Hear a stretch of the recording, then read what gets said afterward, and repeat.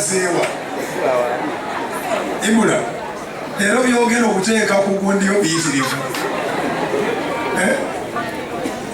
kubanga bwenyaniriza olokosa Ibula ne muleka ng'ayinza n'okubaako lwali lwalokoka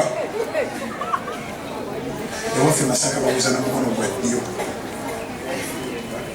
ogidde ddala n'akalaadi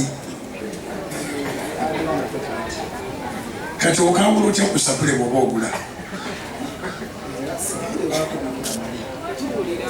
beekera zeno waggulu oyogera nnyo wali ku bikundi byo ne babiraba ng'oleekaana ng'otwogerera kakati yogera bakuwulire ozze n'akalaadi tebaawulidde nzize n'akalaadi kano ntambula nako mbeera nnyigako mpolampola okawula otya ku sapule yebibuuzo ekikawula ne sapule baako Bikira Maaliya kati sapule bwegikutulako Bikira Maaliya ogula nedda taata oba omukutuddeko ekimenya amateeka taata mu konstitutioni yaabwe ey'omuggulu taata abantu babuuzeeko era babuulire byolabye wano babuulireko akatundu oyagala ogenda okutuuka eyo byongere babuulire otandika otya owakedde sijja kubyongeramu erinnya lyange eddala bampitanga bwe kiri as is nga bwe kiri oba nga bwe kibadde wasoma biki nasoma mawulire nabangulwa mawulire ne bakuma emirimu ngulina taata nandikuwa bwewa guno bakukozesa nkolera ku UBC taata ne Star TV then guli omukutu yeringa side business yange taata esewo mukama wange amanya n'eddoboozi nze nga bwe gali nze Ibra K Mukasa abasinga bantegeeranga atakogga atagejja atagenda n'abasinga bamanyi nga maneja w'abayimbi abaagwa si mutima mubi leero nga twalumbiddwa abooluganda okubira mukama engalo ez'amaanyi leero nga twalumbiddwa abayimbi abaagwa mubasangawo ekyenjawulo ekibeera ku bayimbi abaagwa nti Oluganda agamba baagala alina so ze natunuliramu nga kerekero alina hit mu comedy Tata Sam ne Mama Sam balina hit mu comedy as well as oyina hit mu njiri mu ggwanga Uganda ne East Africa twaliza awamu amanyi ebigambo bino twogera ebintu abantu ne banyiiga naye nze nga bwe nabagambye erinnya lyange bampita as is nga bwe kiri abasumba abalokole mu East Africa gwoyina hit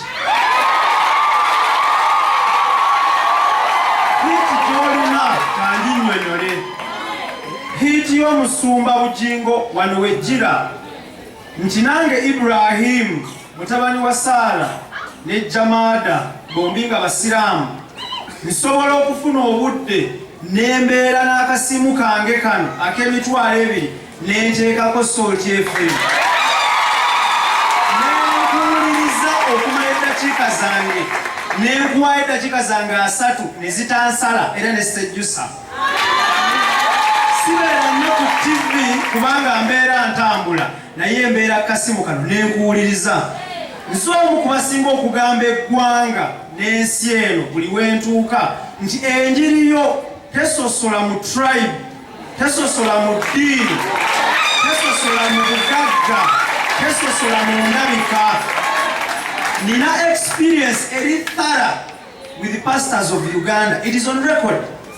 Nkoze n'abasumba bangi naye nga sirokoka naye nga mbakkiririzaamu era mbawuliriza era mbawa ekitiibwa. However, obufere bujjudde mu basumba abalokole mu ggwanga Uganda.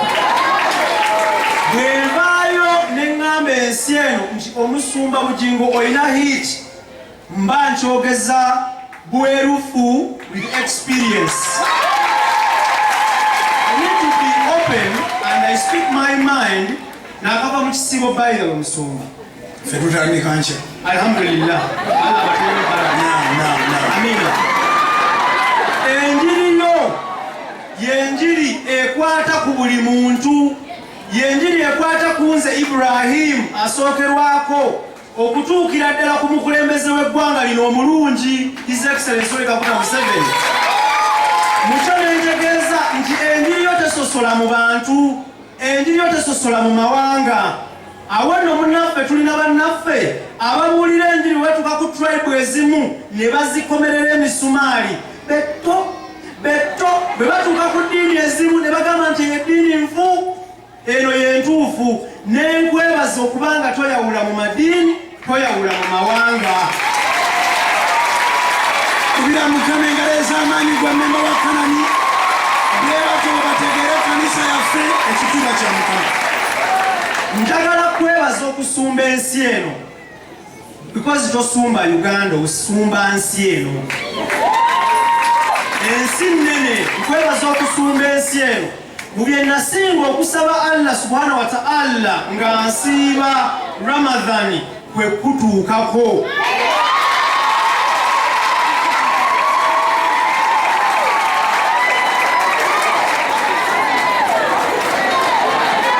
Ndi musiraamu asiiba ennaku 30 eza Ramadhani, sisiiba sitati. Era ne Allah akimanyi musaba nsonyiwe. Naye ennaku zange 30 nasaba Allah ne mugamba nyamba ntuuke ku musumba bugingo. Nga lwaki njagala okutuukako kwe kulaba n'okwogera naawe, n'okulaba to see who you are. What makes you different from others? Allah nkimwebaliza nti nakusisinkanya omulundi ogusooka ku matikkiro ago. Mbadde nkulaba mu jaamu nenjagala nzije ku mmotoka ne kitasoboka. N'olunaku nga wabula ennaku 2 otikkirwe, nali ne Professor Simeon Kayiwa nga mpise mukoleko exclusive interview nenjikola. Bwe nali sinnagikola ne mufuluma naye bwe muti nengamba oba ngende ku mmotoka eyo bwe nengamba naye Allah tannatuusa. Naye olunaku olwaleero nkyebaliza Allah nzize nnyiga akalaadi kano nsadde eswala yange.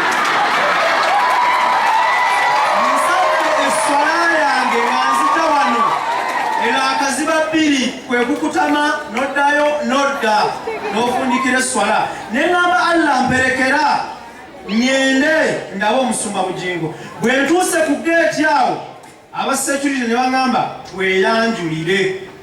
Nembeyanjulira. Bwe ntuuse Mangeri ne parkinga ne baddamu nti tweyanjulire, nembeyanjulira. Bwe ntuuse awo Asha n'angamba nti ab'amawulire bali wali nenzira wali. Mukyo kyonna to be brief, njagala kwebaza Allah, njagala kwebaza Katonda eyatonda eggulu n'ensi eno. Mwebaza okunsobozesa okusiikana. Wabaddewo contention y'amaanyi nnyo nti nze nakola story etaasanyusa musumba.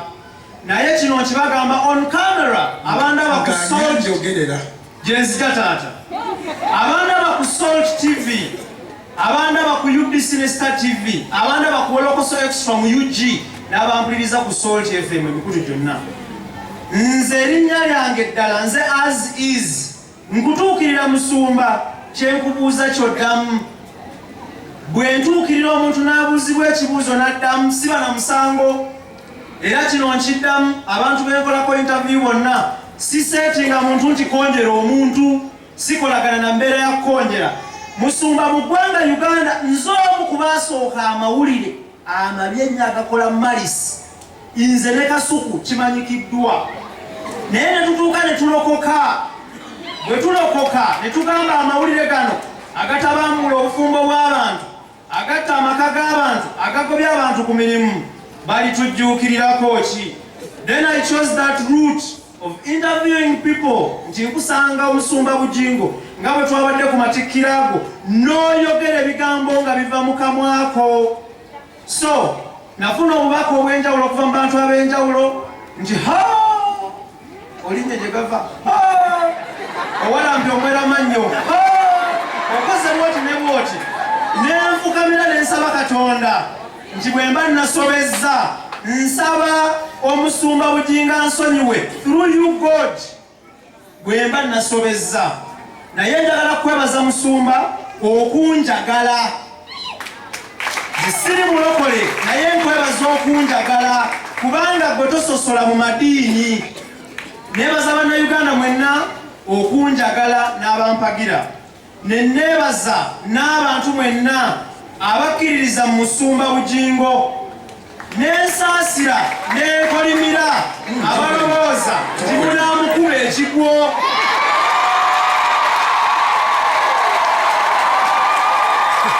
Ensi Uganda y'ensi emanyikiddwa mu Africa nti eyina abantu nga beeyita ba PhD, pull him down. Abantu bakolerera okusuula abantu bano, abantu bakolerera okusuula.